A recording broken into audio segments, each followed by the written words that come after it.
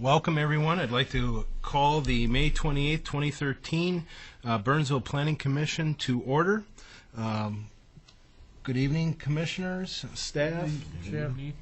Welcome to everybody listening and viewing and people in the audience. The first item on the agenda is the adoption of the agenda. Any changes from commissioners? Staff? None from staff. I would look for a motion at this point then. So moved. Motion made by Commissioner Tahiri. Second. Seconded by Commissioner Singh. All in favor say aye. Aye. All opposed? That passes 3-0. Next item on the agenda is the approval of the minutes from the May 13th, 2013 meeting. Any changes from commissioners? No. Staff? None from staff. I would look for a motion. So moved, Mr. Chair.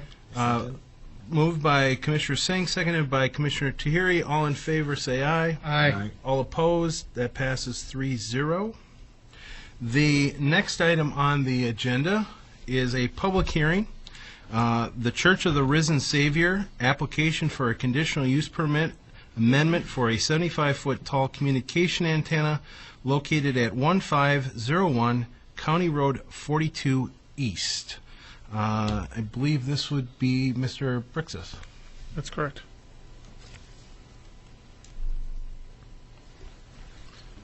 Commissioners, the application we have is a joint application from the Church of the Risen Savior and Verizon Wireless.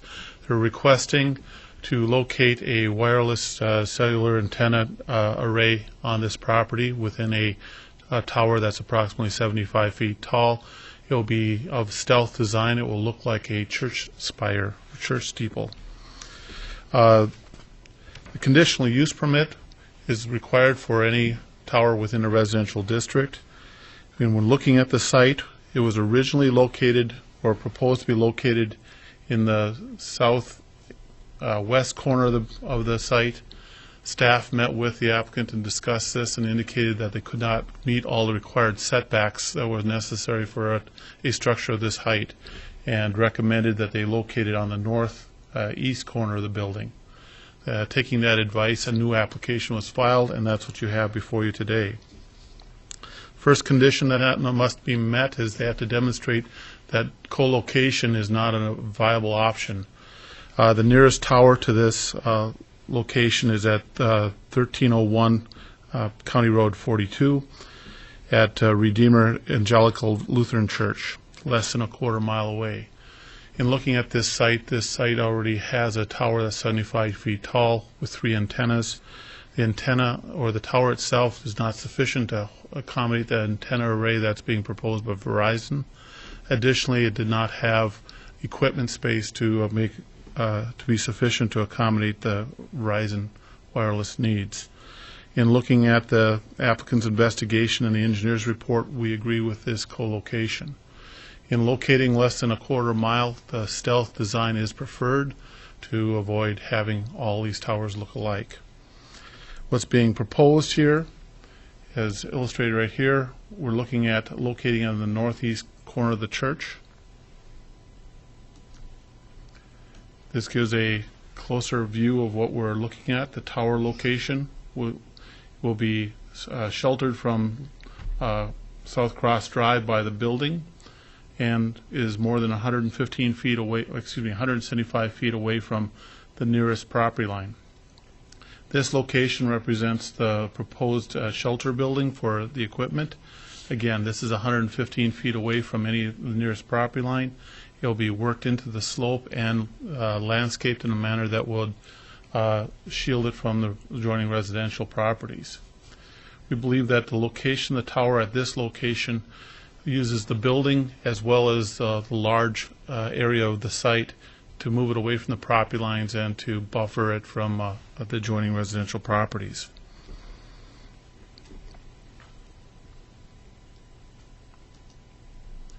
This is an elevation that shows the 75-foot tower and location and appearance.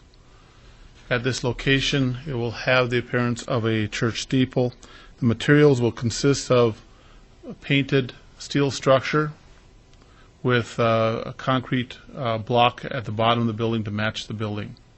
It will have color and texture that will match the principal structure. Here's a close-up of that appearance. Landscaping will be provided at the bottom of the tower, as well as adjoining the support structure.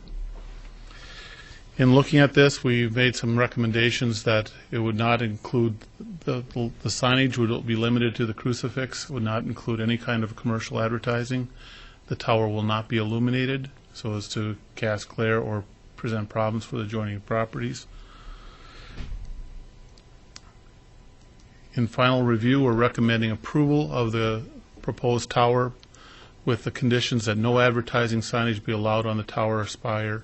The tower spire shall not be illuminated, and the equipment shelter shall remain compatible with materials and colors to the church, so will have the appearance of being an accessory building to the church. Are there any questions? Commissioners? Commissioner Singh. Thank you, Mr. Chair. Mr. Brixis, I am a bit confused here. The public hearing says application for a conditional use permit for a 75-foot tall communication antenna. Is that correct, or the applicant is seeking to construct a spire,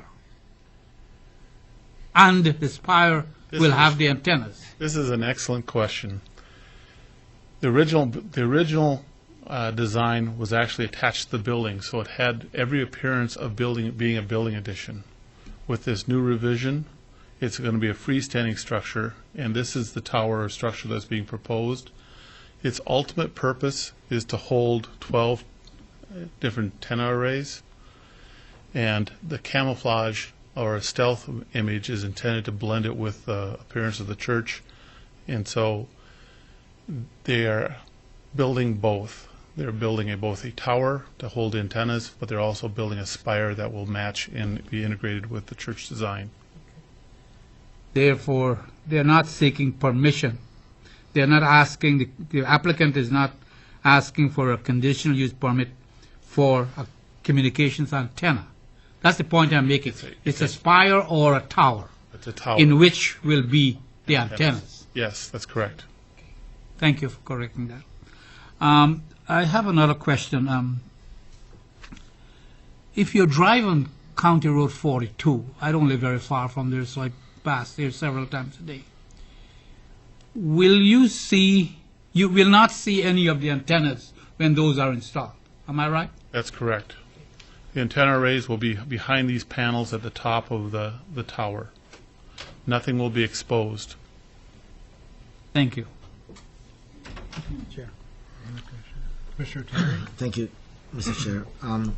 Is this proposal considered to be overall a signage or antenna, or is a combination of both? And excuse me, my follow-up question is, if it is partly signage, are we within all the city ordinance as far as the signage requirements, setback heights, material, and so forth? Thank you.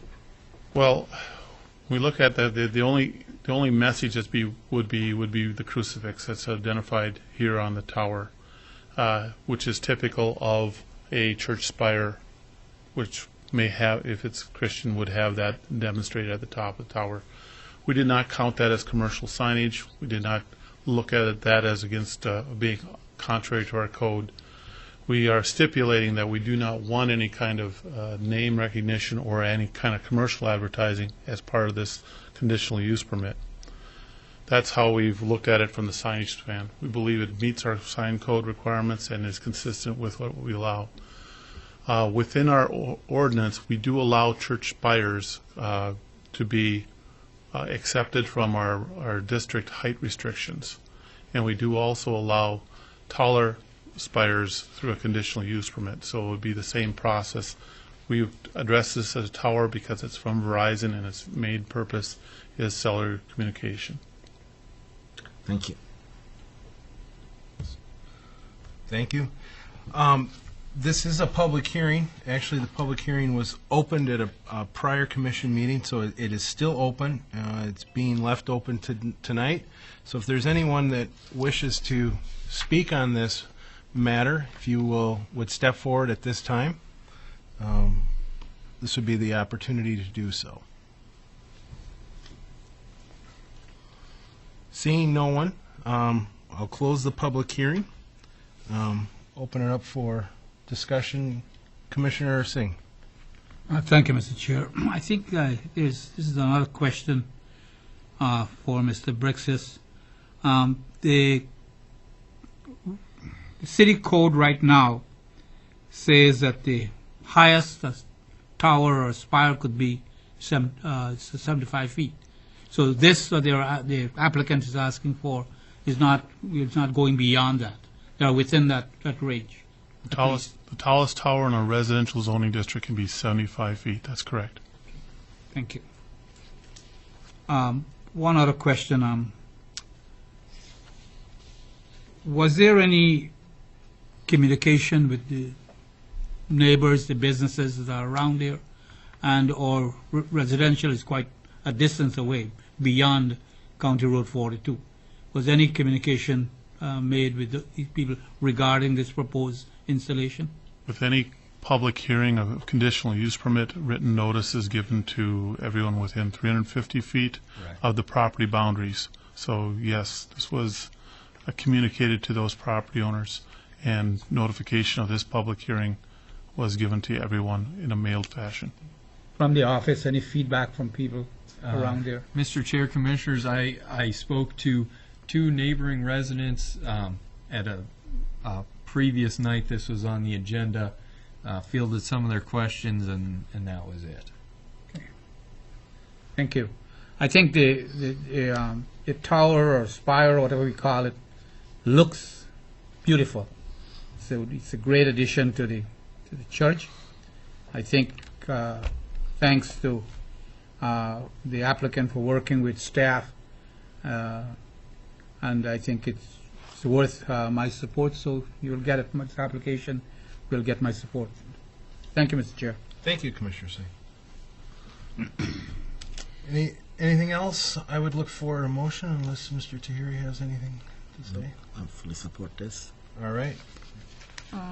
Okay, Mr. Chair, I beg to move that the Planning Commission recommend to the City Council approval of the conditional use permit for a 75-foot tall communications antenna located at 1501 County Road 42 East with the following three conditions.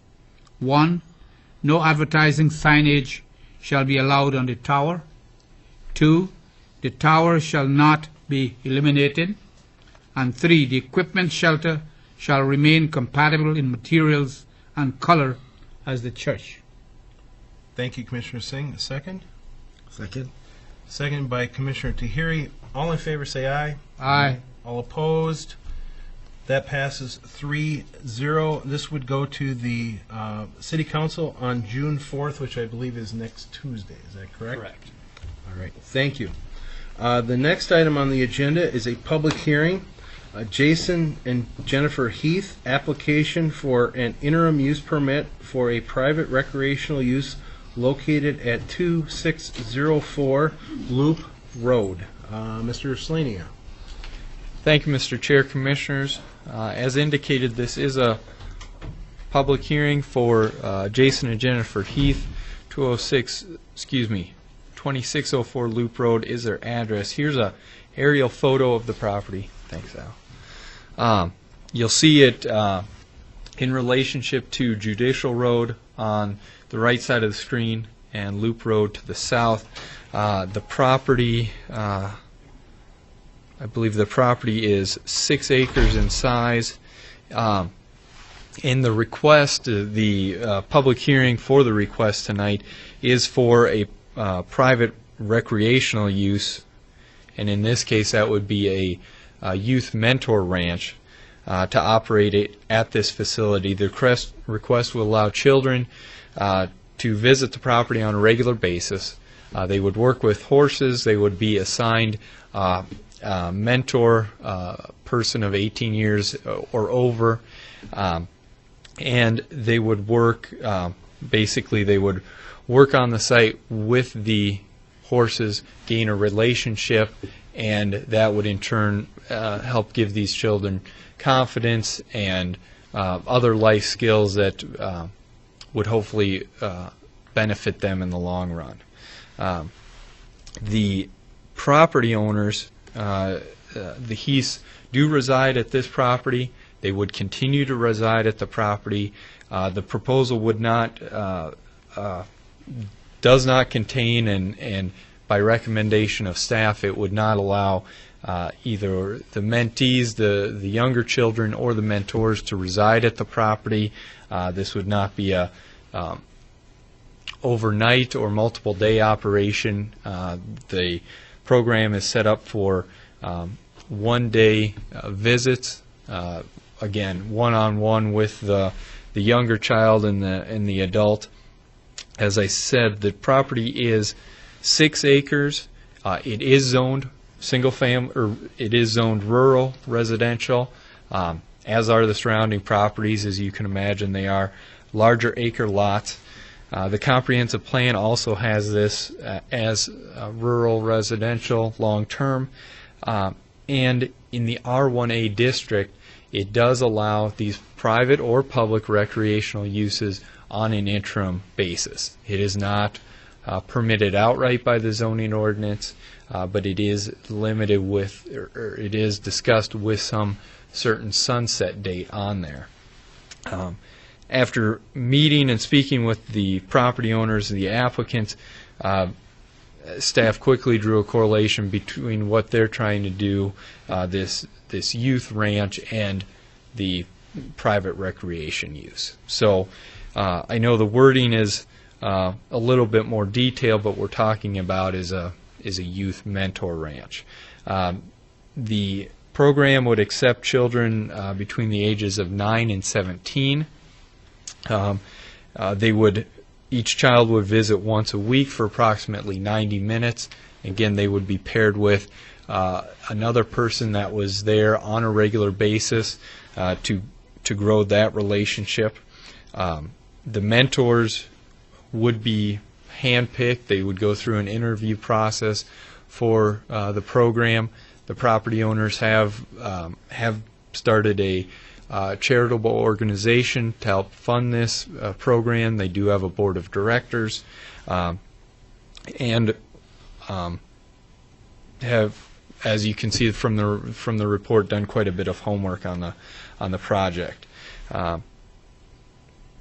Again, with the understanding that the youth are coming once a week, there's not the neighbors would not see a significant increase in the amount of traffic. There's sufficient parking on the property, so we don't have to worry about spillover onto the street. We're not looking at additional buildings at this time. That proposal does not include an addition to the home or additional stables or anything like that at this time.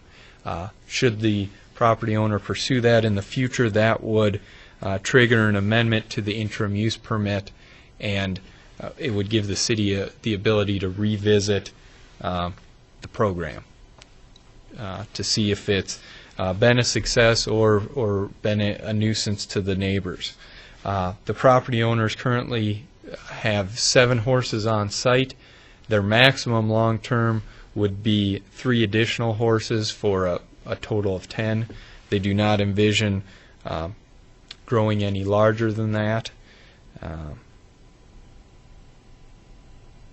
Again, there would be no improvements for parking, loading, signage, anything like that. The property would continue to operate as is with this land use.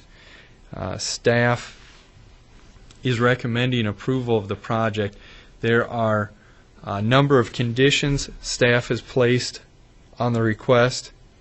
The first would be the time frame, allowing the property owner 10 years to operate, at which time the city would like to revisit this. the program would not exceed 4 days a week. There would be no children, mentors, or mentees residing on the property. If anything substantial, such as additional buildings, would be proposed for the property, it would require an amendment to the interim use permit, so we could talk about traffic, so we could talk about access and so forth. And finally, the applicant would be responsible for any Minnesota Pollution Control Agency requirements. With that, Commissioners, I will stand for any questions. I know the property's owners are here and would be happy to answer questions if the Commission has any. Thank you, Mr. Slanio. Any questions for Mr. Slanio? Commissioner Singh. Thank you, Mr. Chair. Mr. Slaney, the timeline on this is for 10 years. Correct. And looks like a long time to me. In 5 years, what can happen? Wouldn't it be wise to say give it 5 years and then they can renew? But it can mean they might want to get out of it after 4 years, and I don't know. I mean, that it's not a big deal to me, but just on behalf of the city, 10 years is not a long time. Mr. Chair, Commissioners, it is a valid point. 10 years is quite a stretch. Staff feels we have safeguards built into these conditions. It is certainly something the Planning Commission can discuss and either recommend, discuss amongst yourselves, or recommend to the Council looking at a shorter time frame. From the applicant's standpoint, I think they see this as a long-term investment. I guess I would let them speak to what their minimum time frame would be. Staff was comfortable with that, but it's certainly something you have the ability to adjust. I appreciate hearing from staff. We can probably talk about it during discussion time. The next point, Mr. Slania, it is not mentioned, it's like an open-ended when they can use it. I know they wouldn't use it during the cold weather, but this doesn't state the days, but not the months. For example, from May through October, or is that necessary? Commissioners, the site is not set up for year-round riding. In speaking with the applicants, they're looking for warm weather months. Staff did not put a specific condition on it because, as we know, in this year that changes when you can get outside. It would be another safeguard to put on the project, but it wasn't something staff included. What I meant was, let us say we put May through, go October, November, whatever. And like this year, the weather is very poor in May. They don't have to. It doesn't mean that they have to. That's okay. I drove around to look at the property. I drove a judicial and looked, and the property is fenced so that the horses, will not leave the premises and go and be a nuisance to neighbors. My question to you is regarding liability. Now, we give permit for the owners to use this facility. Is the city liable in any way for anything that happens there? The city would not be. We are not obligating the property owner to perform this task, if you will. In this situation, it's just the land use being granted. We actually have limited even permitting or license requirements for the horses. We have certain animals we do license and regulate. horses are not one of them. So we, I believe we're at a safe distance.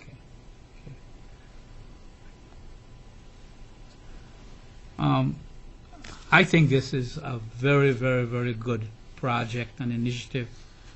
And I, Mr. Chair, would like to commend Jason and Jennifer Heath for taking this on. Anything we can do to help our youth is welcome. We have quite a number of services that target youth. This is another one. There are youth with a special, disability that can probably use this and benefit significantly. Probably when the applicants come up, I have another question about the youth that will be using this, so I can hold that for later. Thank you, Mr. Chair. Thank you. Any other questions? Yes, Mr. Chair. All right. Go ahead, Commissioner Tierney. Thank you, Chair. Mr. Sula, I have a couple of questions, or perhaps clarification. Sure. From my understanding, obviously this is a very exciting and interesting program. My first question is what organizations, what kind of organizations formally is behind this operation? Is it any specific state, local, or? Commissioners, if I can interrupt, as far as staff aware, this is a grassroots effort by the property owners. I'm not aware of a larger organization that's supporting this. I do know it's coming from members of their board are also members of their church as well, but I don't think it's a larger organization. So follow on that. So all the funding comes strictly from the owners. From the owners and their 501c3. And my other question is, Mr. Selena, as far as the profit loss fees, are these non-profit organizations or profit-based organizations? I'll let the applicant address the details of that. It's my understanding that the children would attend the program or attend the property free of charge. Whether that changes in the future, I couldn't say, but I know that's the intent right now. And my last question is, as far as the activities, could you explain what specific activities will take place during the day, night, afternoon, any specific time range or period being Certainly. established? Mr. Chair, Commissioners, the intent is to have children visiting the property during daylight hours. Most of their, or I should say all of their activities are going to be outside, so it will be weather dependent. The intent is to spend time with the horses, grooming, any maintenance that needs to be done on the animals, as well as maintenance on the fence, the stables, food, water, etc. That would be approximately half of the time spent, and the other time would be spent bonding and or riding or walking with the horses. Thank you. Any other questions? All right. If Jennifer and Jason Heath maybe could step forward, and I think there's a couple questions most likely we'd like to ask. Okay. Thank you for coming this evening. If you could just give me your names and addresses for the record, that would be great. Jason Heath, my wife Jennifer Heath. We live at 2604 Loop Road North. Thank you. Burnsville. Maybe you could just start by just kind of giving us a quick overview of what you kind of envision this being, and what times the kids would be there and that sort of thing. Do you want me to? Sure.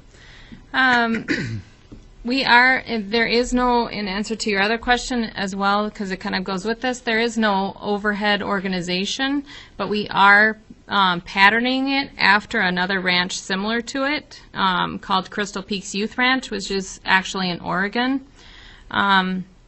They've been in operation for 15 years, and they actually have seminars of teaching other ranches how to start a similar ministry.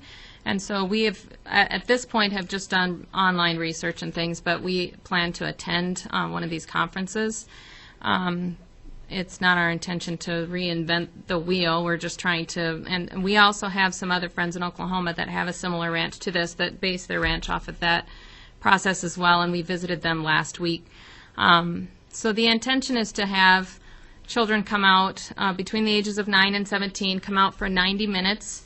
And the children we will primarily be serving are kids that have not necessarily physical disabilities, but more like if they have learning disabilities, depression, anxiety, just kids that are having a struggle with self-esteem or just issues like that. There's something kind of magical about kids working with horses, and primarily the horses that we have. We have 2 horses that are our own horses, but the other 3 have been either donated to the program or we've bought for minimal expense that have special needs, the horses themselves. So many of the horses will be either rescue horses or horses with special needs. We have one that's 95% blind. We have one that is kind of an older horse that's missing some teeth, and the children will have to actually special prepare his feet and things like that. And then we have another horse that has some special problems with her feet.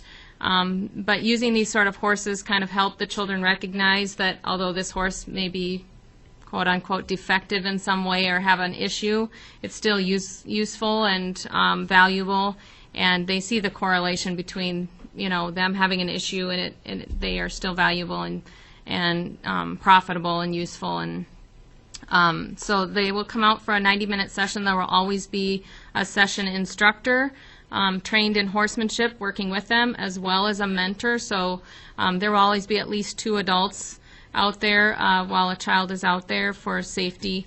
And our insurance coverage is through Oak Springs Insurance, and they insure ranches similar to this. So they have special requirements for helmet wearing and all of the safety issues that go with that we have to abide by.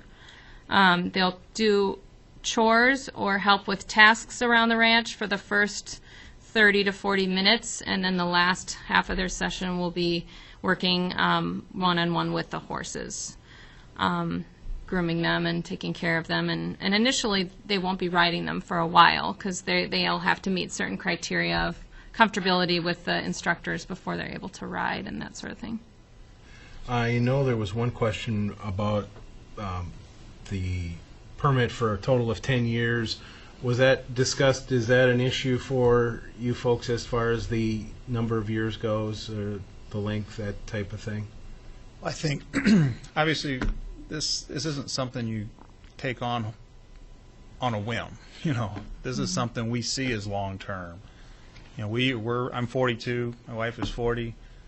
I see this going into our 70s. So, obviously, we can't guarantee the future, but at the same time, I don't think we would have started this.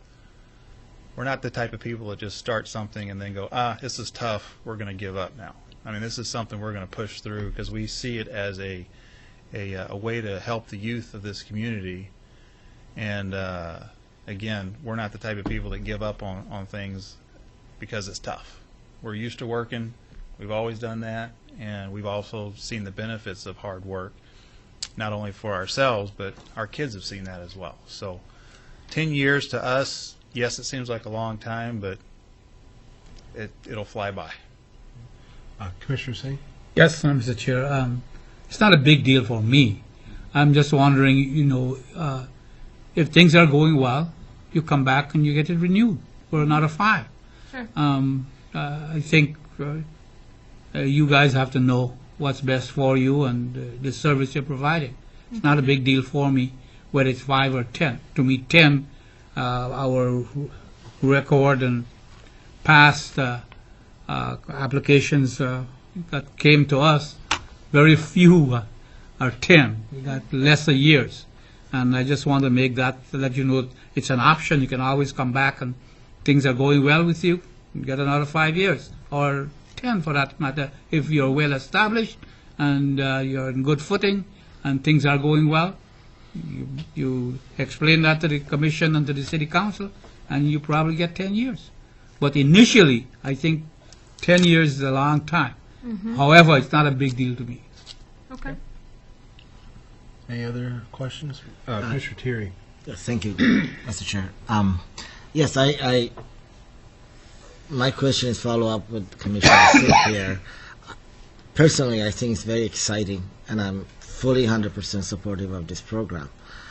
My question is, I'm sure you have anticipated and planned a year or 2 or 3 years down the road how this program will expand, will progress, or vice versa.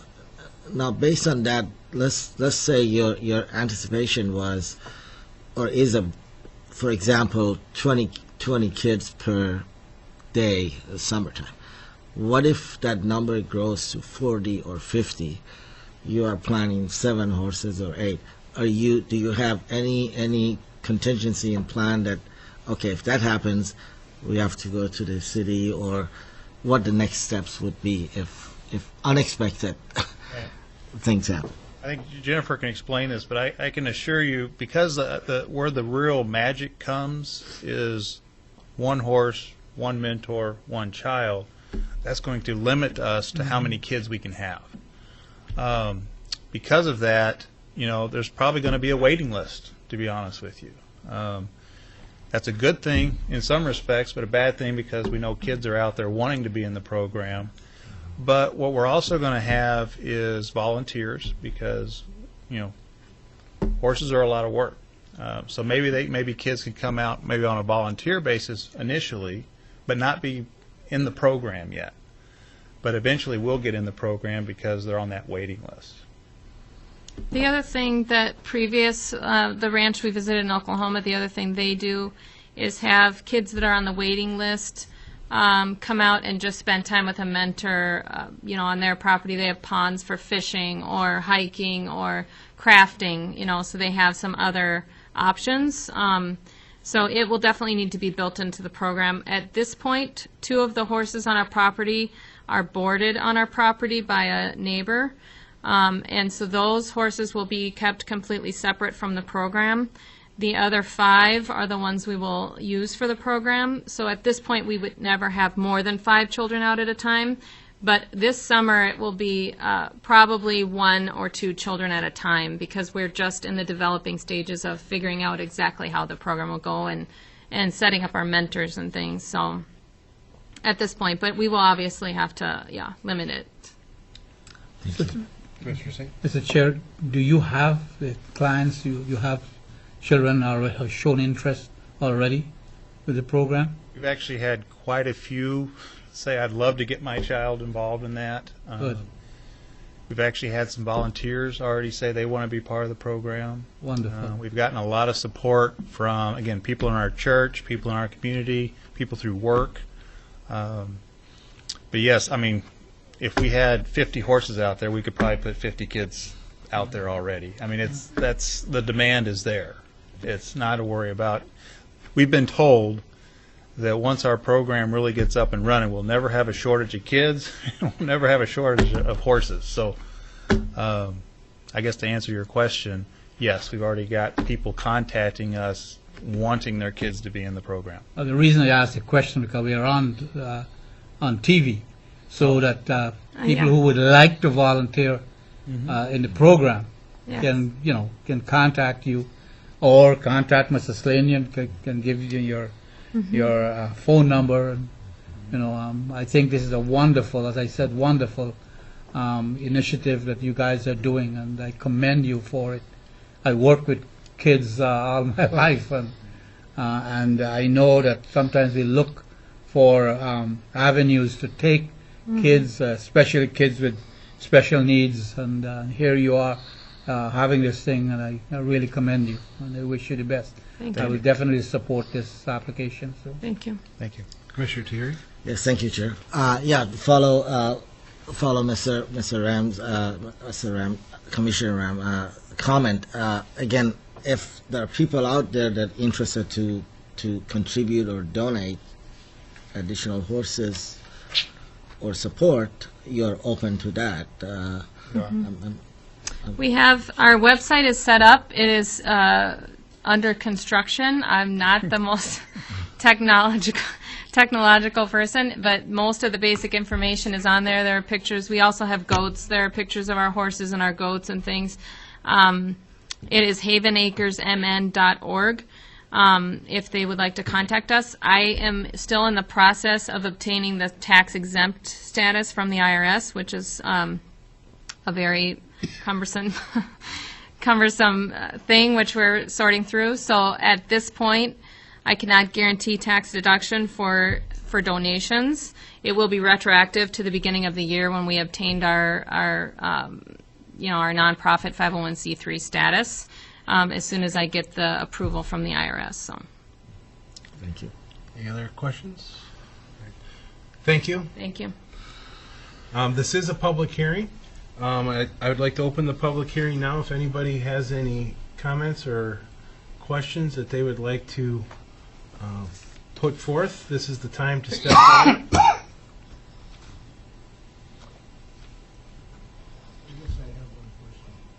Please step forward up to the mic, sir, and give us your name and address, please, for the record. Wait, if you'd wait just till you get to the mic so we can hear you. Okay, my name's Klaus Prohl. I live next to the people, and I guess the only question I've got is what's the top number of horses you're going to have there? Is maximum number? Commissioners, right now, the condition proposed by staff would be 10 total horses. And that's going to be the limit right now? Right now. Okay. Correct. And then it'd be a difference amendment to the... Yep. To use change permit? that, Okay. Either higher or lower, it would go through this very Okay, and then the only other question I have is how does the EPA get into as far as checking with the amount of manure and that kind of a thing? Dakota County actually operates a lot of the pollution control. They're aware of the project. Mm-hmm. If this thing goes through, it would be something we contact Dakota County or the PCA to follow up with the property owners. That's it? Sir, can you say your address, please? 2608 Loop Road North. Thank you, sir. Thank you very much. I had a question. Oh, sorry. Sir, can you come back? I'm sorry. Mr. Carey has a question. Thank you, Chair. I have a question for you. Are you concerned about number of horses to increase? Would that concern Well, you if to it some gets too point? many on there, because you're talking about a 6-acre piece of land, and a lot of it's wooded. There's a fairly good open area in there, but I'm concerned about the manure and everything if it gets too many. And then how many horses can you have on 6 acres in a realistic sense, with especially if you get more than 1, 2, 3, 4 children out there? What are you going to do with them? Answer? I'm open to question. I'm not sure if you have answers to their concerns. At this point, Commissioners, it's one of those situations where this is new territory. I think we've tried to have some safeguards in place, and I think the Heaths are going to be good operators to follow through. Well, that's one of the reasons why I thought about a 5-year thing, and we can discuss that. Absolutely. But my understanding right now is that it's up to 10 and no more than that at this point. Correct. Okay. Thank you, sir. Thank you. Sure. If you want to step forward again, sir.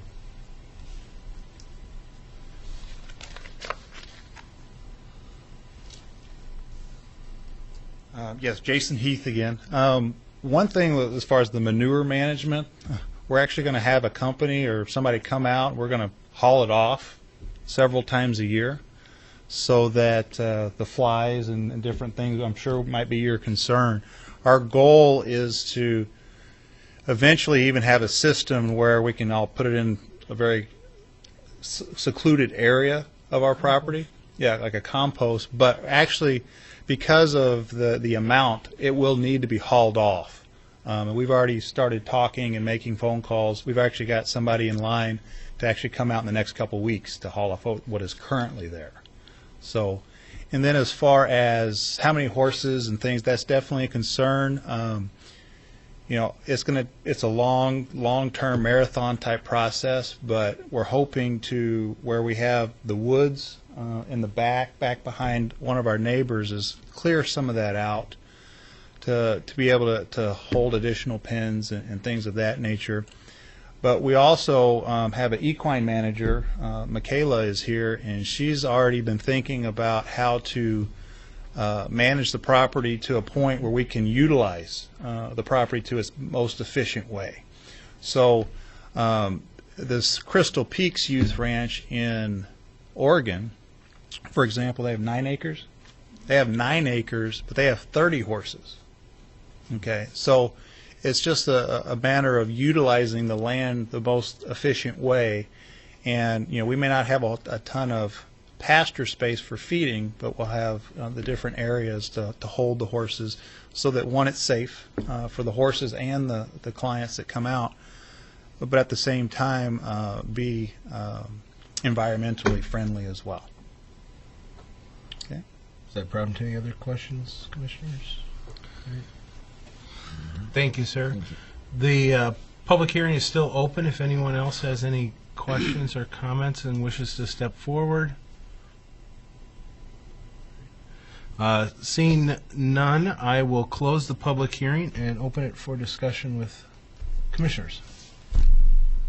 Mr. Chair, the only point I still would like discussion on really is the amount of time. The applicant knows as long as things are going well, I mean, they can always come back.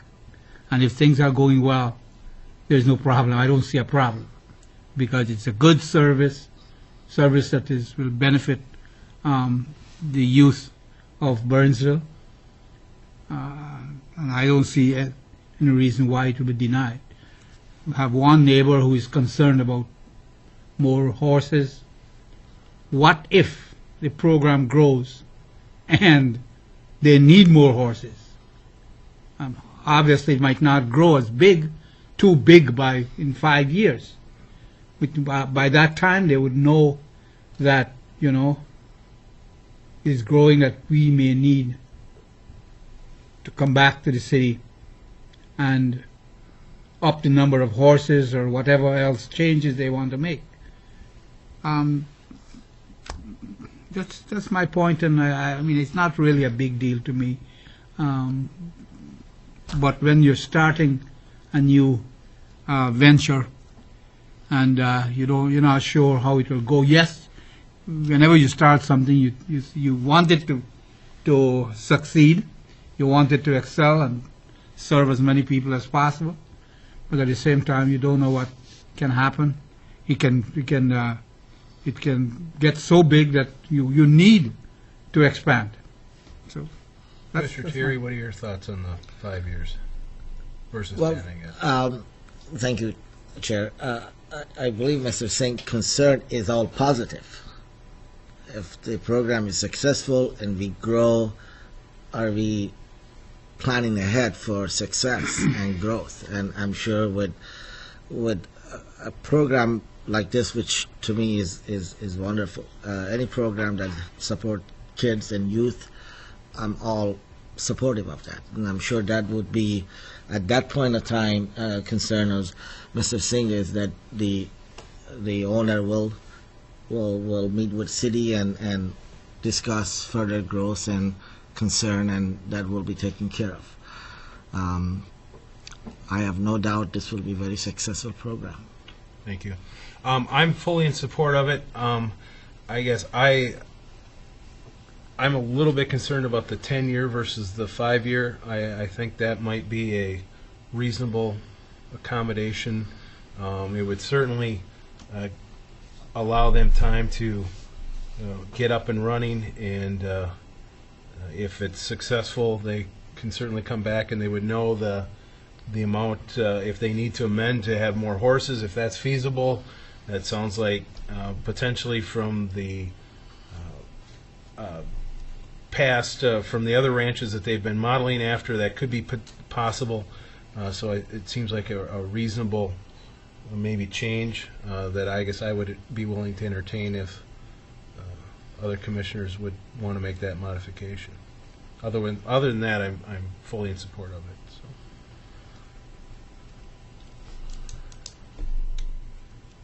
Need a motion? Sure.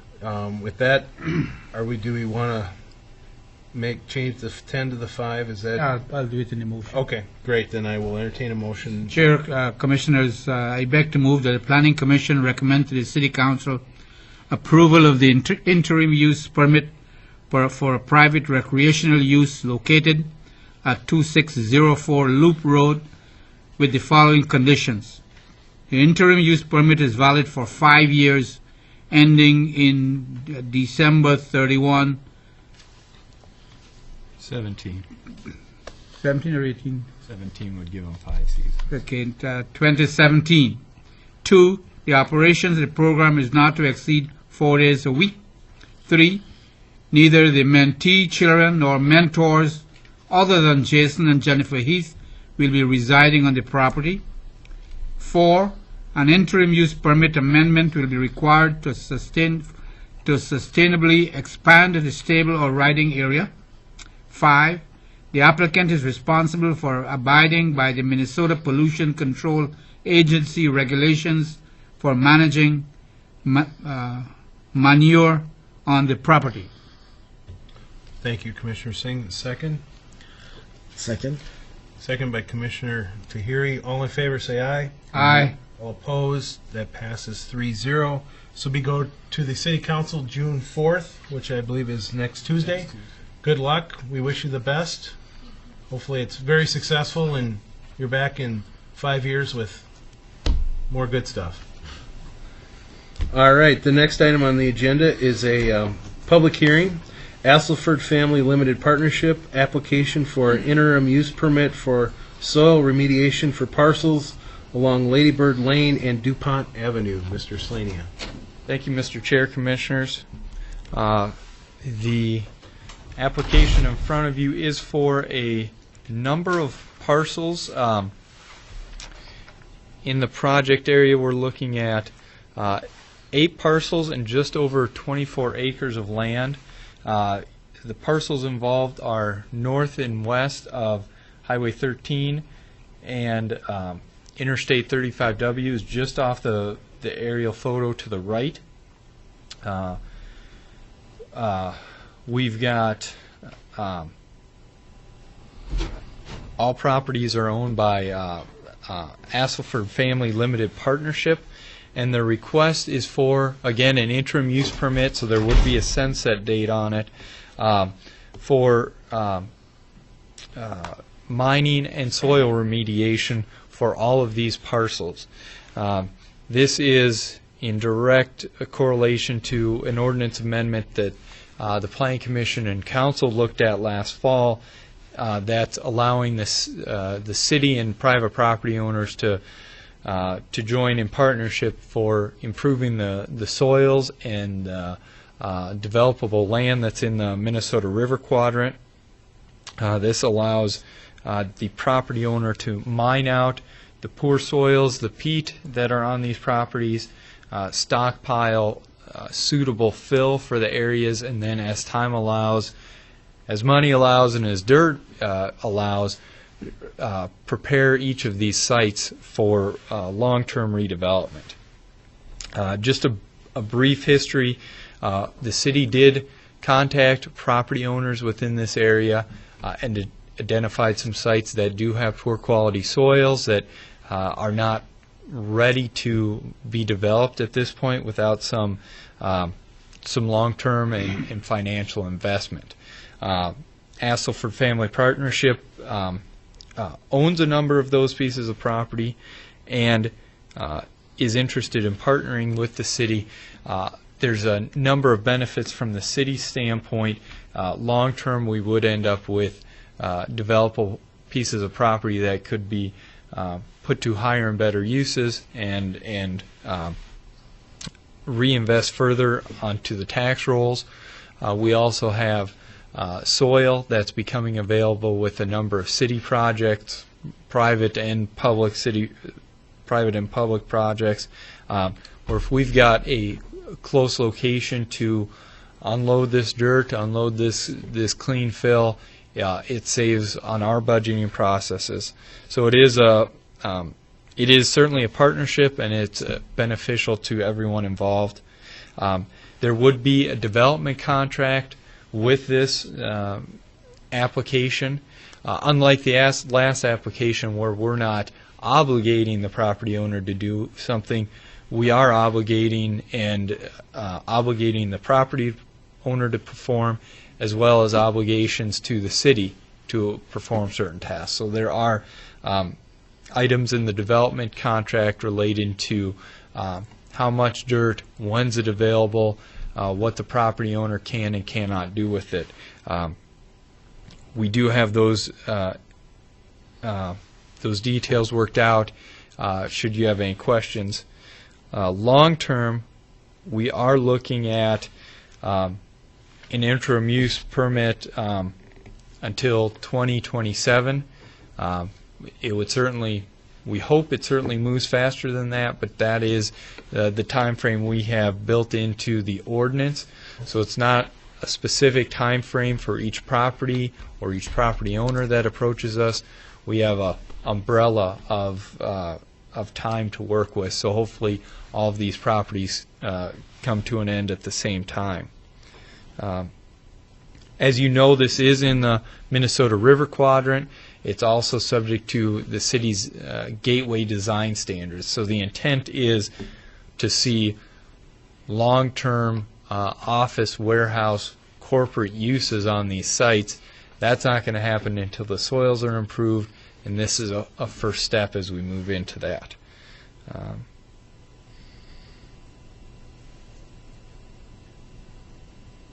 In the short term, well, this is difficult to see, but on these images, as these properties start accepting dirt, stockpiling dirt, you will see berms of soil around the property. That's both for a security and aesthetic benefit. The berms would be about 6 feet tall. They would be stabilized, so we're not dealing with erosion control, but that really dictates access points in and out of the site. It helps with security. It'll help with erosion control, stormwater management, and security issues for the property owner. So that is something you'd see in the immediate future if this moves ahead. There would be a perimeter. That would be the design would be reviewed by the city staff. It would also come into larger permitting requirements that are run by the state of Minnesota and Dakota County. So there would be other agencies watching these sites, making sure there are safeguards when the peat is mined out, making sure proper erosion control and so forth is followed. Commissioners, I'm giving just a brief overview. We can certainly get into more detail if you'd like, but staff is recommending approval of this. We have 4 conditions that are built in. These are items that are not necessarily built into the development contract, which contains many other conditions and obligations, but these are things we wanted the property or the Planning Commission Council to be aware of that we are addressing. We do have a representative for the property owner here. Steve Albrecht is here. He is our Public Works Director. Hopefully between the two of us we can field questions that the Planning Commission or the public may have. And with that, Commissioners, I'll stand for questions. Thank you, Mr. Slanian. Commissioners, any questions? Mr. Tahiri? Thank you, Chair. You mentioned about berms, 6-foot berm around the property. Are these berms are dirt or seeded grass or They kind of a landscaping? They would be dirt berms, and then following construction, the applicant would seed or hydroseed these in some manner to create vegetation. Thank you, Mrs. Mayor. If I can, Commissioners, I should have mentioned this before. The last two items in your packet, if you're looking at electronically, got flip-flopped. This starts on page 34 of your packet. I apologize, I should have mentioned that before. Mr. Chair, Commissioners, this is a win-win for the applicant, for the city, for the neighborhood. I don't see anything that is not appropriate, and for the first time, I don't have any questions. I think this is parts of this have been here before, I do believe, Yep. and so Well, we've been talking about it for a while. So. so. All right. I guess with that, I will open the public hearing. Anybody have any comments or questions? Seeing none, I will close the public hearing. And I think we're all in agreement that it's a positive, so I would look for a motion. No, before you do, Mr. Chair, Okay. just for the information of the viewing and listening audience, I think this all comes about because of the redevelopment plan of the MRQ redevelopment plan in the city. And we all know the work that is going on at Highway 5 and County Road 13.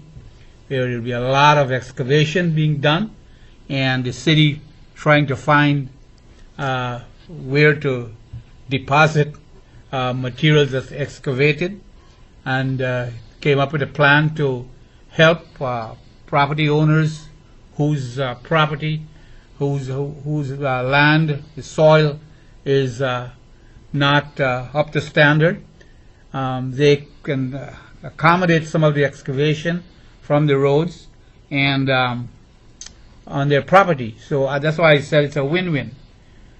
They will get the clean, buildable fill, and of course they will take out the peat and the other things that they have there that are not conducive to construction. I would like to thank the applicant, Astleford Family Limited Partnership, for taking the lead in this. They're the first people who, right, Mr. Slania? They're the first people that will be taking the fill from the roadways on their property. I hope other people listening would consider that and work with the city to accommodate some of the fill and to improve the soil in their property. So thanks to the Astleford Family Limited Partnership for doing this. Hopefully others will follow. I will definitely support this because it's a win-win for everybody. Thank you, Mr. Chair. Thank you, Commissioner Singh. Anything you'd like to add, Commissioner Thierry? Nope. All right, I will look for a motion. Mr. Chair, I know the public hearing was open. Was it closed also? Yes. Okay, thank you. So moved. All right. Commissioner Thierry, why don't you read the recommendation if you can? Planning Commission recommended. I move the Planning Commission recommend the proposal to City Council. The interim use permit for soil modification located west of Ladybird Lane along Dupont Avenue with the following conditions. 1. Final design of the access points, berms, erosion control, and stormwater management shall be subject to review and approval of the city engineer. Number 2, the applicant shall obtain NPDES National Pollutant Discharge Elimination System industrial stormwater permit from the Minnesota Pollution Control Agency. Number 3, the perimeter berms shall not be part of the end of land use plan for properties and shall be removed upon site development. Number 4, as part of any permanent development, the reforestation requirement will be applied to the site and integrated into the end land use plan.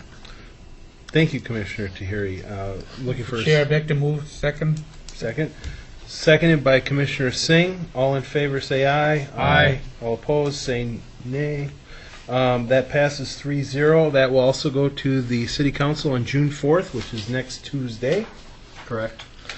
The next item on the agenda is a public hearing, Tnt Fireworks application for a conditional use permit for a transient merchant license to sell fireworks at the Walmart store located at 12200 River Ridge Boulevard. Thank you, Mr. Chair, Commissioners. Last but not least, I know the crowd's been dwindling this evening, but we do have a conditional use permit for Tnt Fireworks. This is, I've got page 28 of the PDF packet that was sent to the Commission. The site the applicant is pursuing is the new Walmart store on River Ridge Boulevard. The property is Zone B4, which is highway commercial. It's designated in the comprehensive plan as excuse me. Yes, designated in the comprehensive plan as business retail office. Within the B4 district, transient merchants, which means anybody operating not in a storefront, requires a conditional use permit. This is, to be honest, this is one of the few things we use the transient merchant conditional use permit for is fireworks. We do have one other location down on County Road 42 that's operated by a different group than the applicant tonight. But this allows then the property owner and the fireworks operator come to an understanding. Then the renewal process, the lease process, all those things can happen automatically. It would not come back through the Planning Commission or City Council. This is approved indefinitely. There are two permitting procedures, one with the fire department, one with the police department, that would happen on an annual basis. But again, that is a much shorter time frame and would not come back through the Planning Commission and Council. The Walmart size is substantial, 18.5 acres in size. They have 700 parking stalls. The applicant is looking at occupying 10 spaces. Again, here's Walmart, here's River Ridge Boulevard and Cliff Road. The applicant would be utilizing 10 spaces on the east end of the property. Again, a good distance from the front of the store, a good distance from the main access points, not to disrupt activity or circulation. The applicant is looking to set up the the end of June. This year it would be June 23rd. Begin selling the product June 26th. The end of the fireworks sale would be July 7th, and clean up and take down from there. Staff has indicated or included a condition basically allowing the applicant to operate 4 weeks out of the year. It gives them the flexibility as to when they want to take up, take down, and when they want to begin sales. The applicant has been working already with the fire department.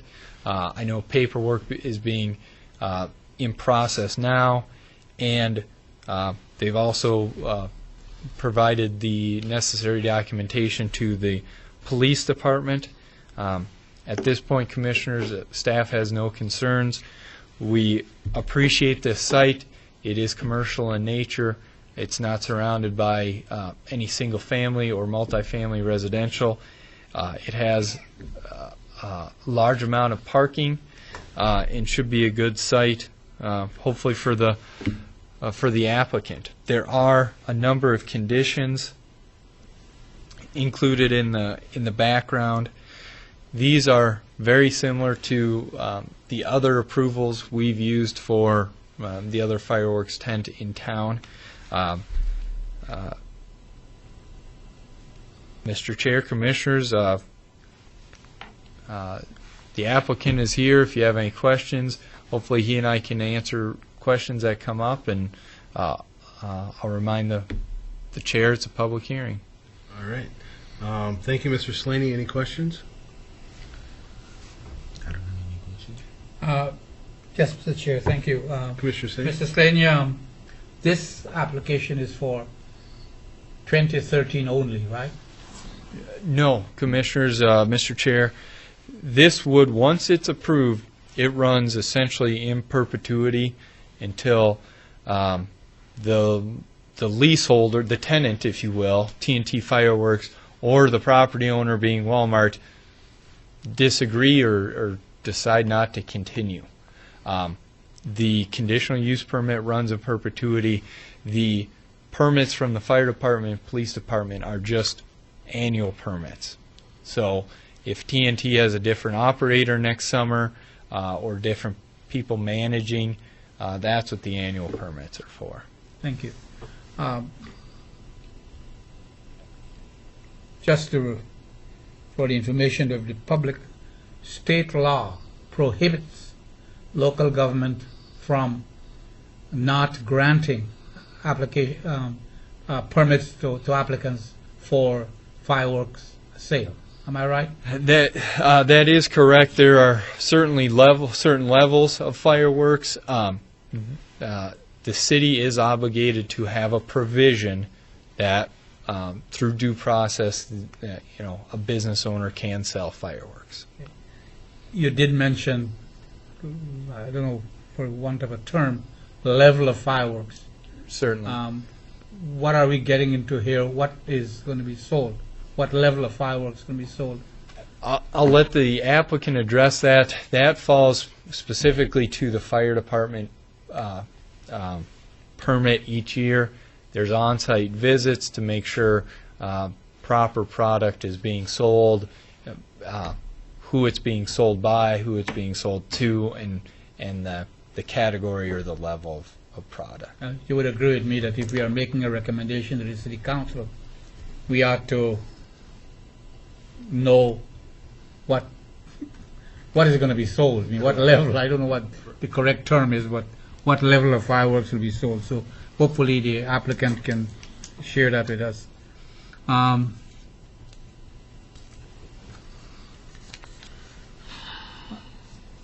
Fireworks can be hazardous to people around if things don't go well.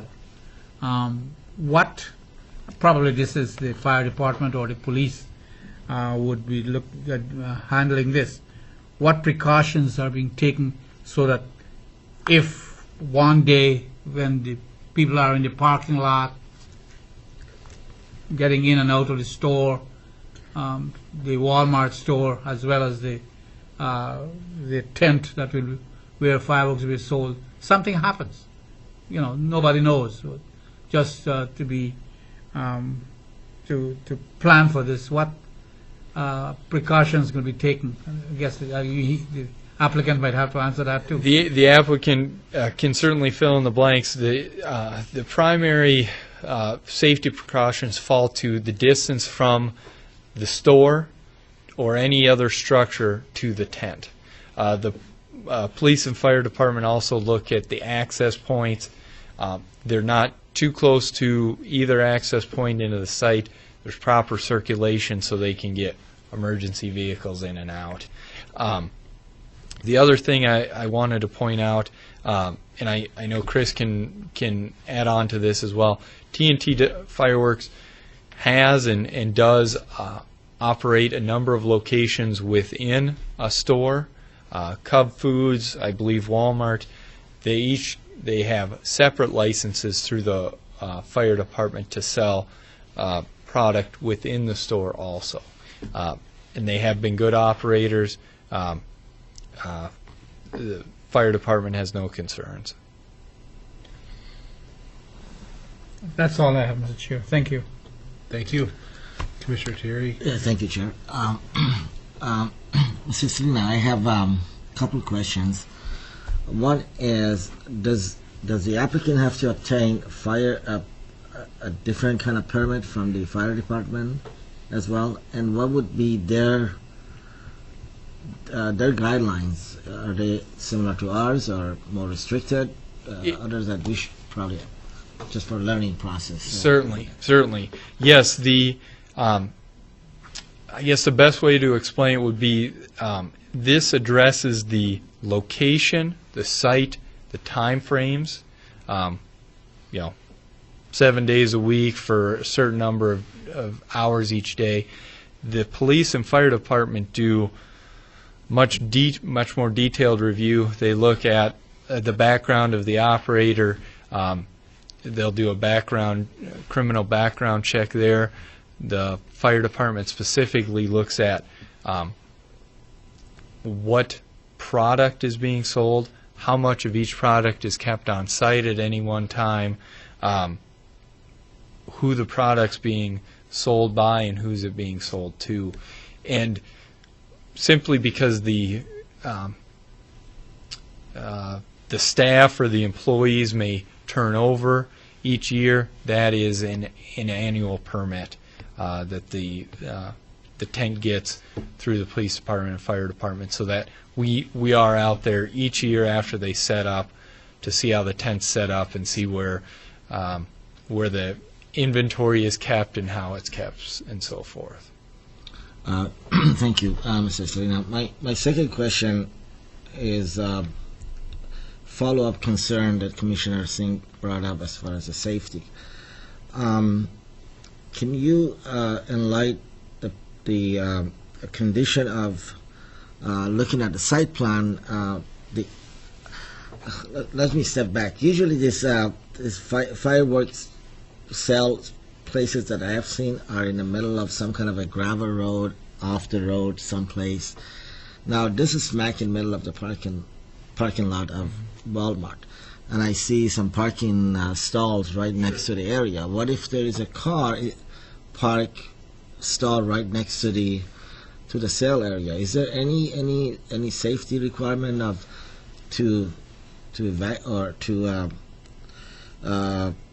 some of the parking stalls to be not usable while the sale is going on in case of fire, or number of stalls have to be empty, or any? There is not, Commissioners. That is, I can't say why. That is not something that's regulated by the fire code. As long as the product and the inventory is contained within that tent, within a designated area, the proximity to cars or people is not something that's addressed. It is, as I said, it is addressed, its location from the principal structure of the store on site, but not within the parking lot. So any car, I'm sorry, so any car can park right next to... Should they choose? Correct. That is one of the benefits to the Walmart location. I know TNT has been pursuing a tent location in Burnsville for a while.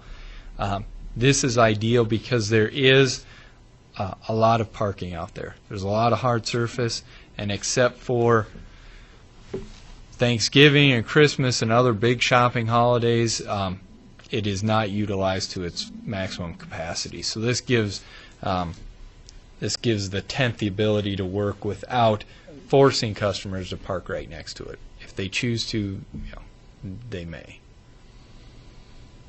Thank you. Thank you.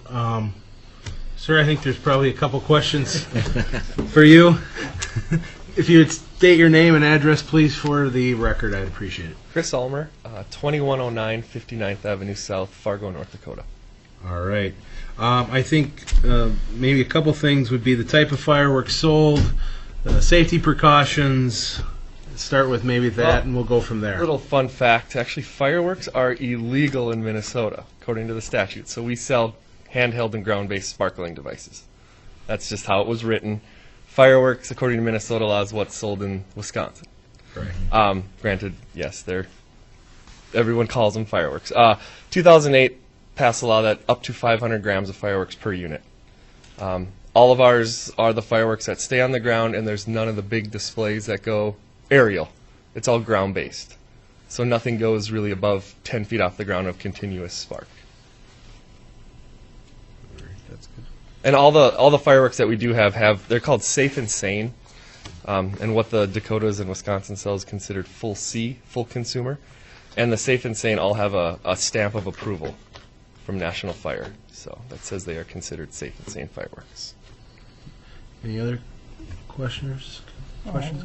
Mr. Chair, what precautions are being taken for safety? Well, we actually have to follow NFPA 1124, which is National Fire Protection Association 1124, which pertains to fireworks. And we have 84 tents in Minnesota, and every fire department says follow the rules of 1124. And actually, we're going to take up 10 parking spots. The tent's only going to take up 8, but we allow those other 2 on the closest to the building for like a bucket with sand for cigarette butts, stuff like that. So they won't park exactly right next to the tent. Okay. And then the drive lanes are clear because it's a 20-foot wide tent, and that falls within so the traffic flow can still go through. And then obviously we have to have the fire extinguishers on site. There's the main entrance and exit that we'll utilize, which will be on the building side of the tent, and then there's an emergency exit on the other side of the tent too. Any other? Okay. Thank you, sir. Okay. Let me step down. This is a public hearing. I'd like to open the public hearing now for anybody who would like to step forward and comment or ask any questions. This would be your time to do so. Seeing nobody, I will close the public hearing and open it for discussion. Commissioners? Mr. Chair, my only question is that if this is approved by the City Council, before a permit is granted, the applicant will have to show the fire permit and the transient merchant. That's a permit too, right? Correct. And so before we can give them, okay. Thank you.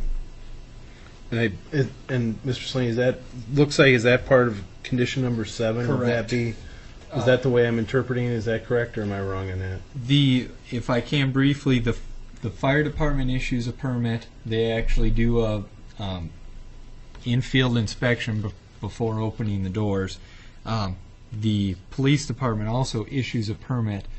Police department won't process that permit until the city council acts on the conditional use. So there's somewhat of a chicken and an egg. We go first because we're dealing with the broader site, but to your point, no, the doors don't open, the product isn't sold unless the fire marshal's satisfied. Thank you. All right. Any other comments? All right, I would entertain a motion at this time. Mr. Chair, Commissioner, I beg to move that the Planning Commission recommend to the City Council approval of the conditional use permit conditional on the following 7 conditions. 1. Fireworks sales shall be limited to the 10 parking spaces shown in the northeast corner of the parking lot and shall occur within the tent structure. 2. Fireworks will be stored overnight within the tent and will be monitored and accompanied by an employee 24 hours each day. 3. 132 square foot sign shall be the maximum signage permitted for the fireworks sales operations. 4.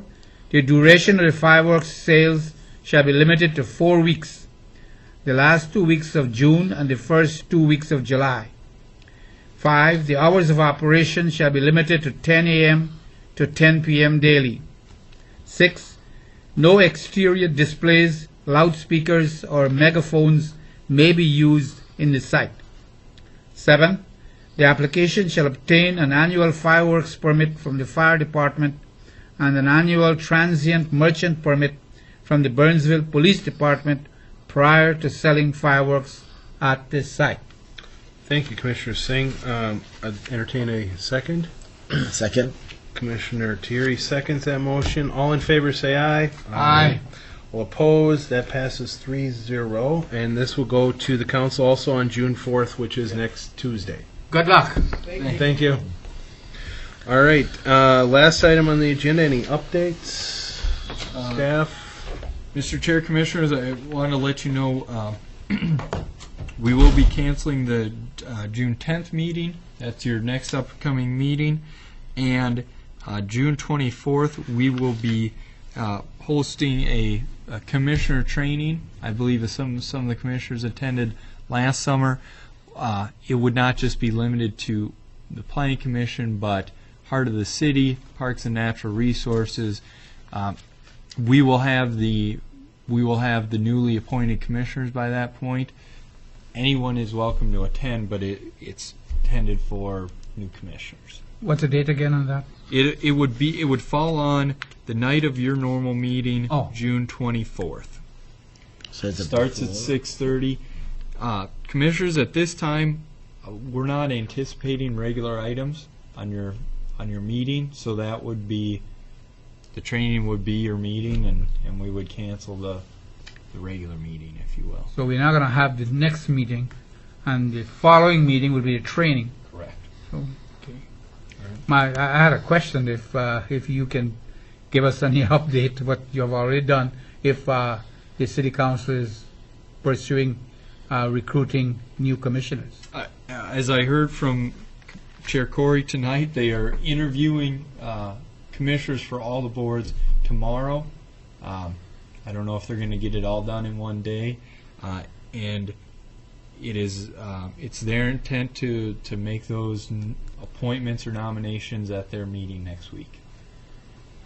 I know they're interviewing Thank you. tomorrow, So hopefully, our goal is to have new commissioners identified and then get them on the schedule to attend the training. Any updates, Commissioners? That's all I have. All right, then I will entertain a motion to adjourn. Move. Second. Motion to adjourn by Commissioner Thierry, second by Commissioner Singh. All in favor say aye. Aye. We are adjourned. Passes 3-0. All right.